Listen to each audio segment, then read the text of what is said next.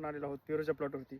तर पेरूच्या प्लॉटवरती आपण हे केअर मार्गदर्शन पूर्णपणे आपण पहिल्यापासून ते हार्वेस्टिंगपर्यंत आपण देणार आहोत. आपल्याकडे हा प्लॉट आहे मार्गदर्शनासाठी. तर आपण पहिल्यापासून ह्याला मार्गदर्शन केलं असता तर ह्याला छाटणी नियोजन आपण दिलेलं आहे. छाटणी नियोजन, खत व्यवस्थापन दिलं आहे, रासायनिक भाग दिला आहे, सेंद्रिय भाग दिला आहे आणि जैविक भाग दिला आहे. आता जैविक भागामध्ये आपण काय केलं आहे तर आपलं केरनचं जे आहे ही बॉस ही टेक्नॉलॉजी आपण दिलेली आहे. तर ह्याचं काम असं, याच्यामुळे असे फायदे झाले मित्रांनो. पहिली गोष्ट पांढरी मुळी चांगली चालली, दुसरी गोष्ट अपटेक चांगलं मिळलं, तिसरी गोष्ट फुटवाचा व एक समान निघाला, कडी भरपूर निघली. तर आता जर बघितलं झाडावरती एक 40-50-60 फळं आहेत. पहिल्या वर्षाचा बहार आहे आणि 50-60 फळं या झाडावरती आहेत.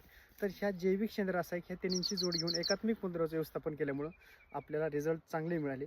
तर आज ही टेक्नॉलॉजी बॉस हे काय काम करतं मी तुम्हाला थोडक्यात सांगतो. ज्यावेळेस तुम्ही हे बॉस जमिनीमध्ये टाकता, जमिनीमध्ये ही टेक्नॉलॉजी तुम्ही देता, त्यावेळेस जमिनीमध्ये जीवसृष्टी संतुलित करण्याचं काम करतं.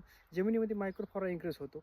त्याच्यामुळे जमिनीमध्ये जीवसृष्टी संतुलित झाल्यामुळं जीवाणूंच्या माध्यमातून होणारी सर्व कामे ही एकदम व्यवस्थित होतात.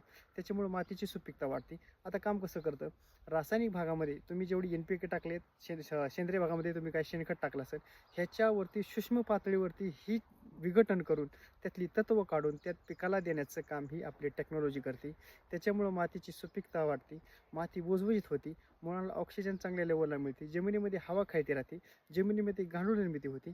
त्याच्यामुळं जमिनीमध्ये होणारे सर्व कामे ही एकदम व्यवस्थित होतात आणि आपलं पीक हे निरोगी राहतं. पीक निरोगी राहिलं, मुळं चांगली राहिली, मुळांवर कसल्या प्रकारचे रोग येत नाहीत.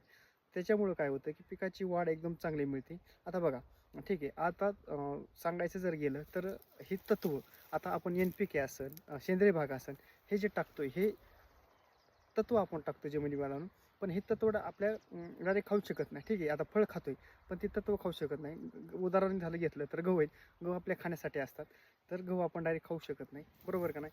तर मग तुम्ही मला सांगा, तर हे आपली टेक्नॉलॉजी काय करते, ही टेक्नॉलॉजी जमिनीमध्ये जाऊन ह्याच्या सूक्ष्म पातळीवरती विघटन करून त्यामध्ये वेगळ्या स्वरूपात करून ती खताचं सूक्ष्म पातळी विघटन करून त्याच्यावरती प्रक्रिया करून मुळातून खोडात, नंतर फांद्यात, नंतर फुलात, नंतर फळात, नंतर आपण ती न्यूट्रिशन खाऊ शकतो. असं काम चालतं जमिनीमध्ये. ही टेक्नॉलॉजी खूप मोठ्या लेवलला आपल्याला उपयोगी आहे. तर तुम्ही 100% ह्याचा एकदा प्रयोग करा. धन्यवाद मित्रांनो.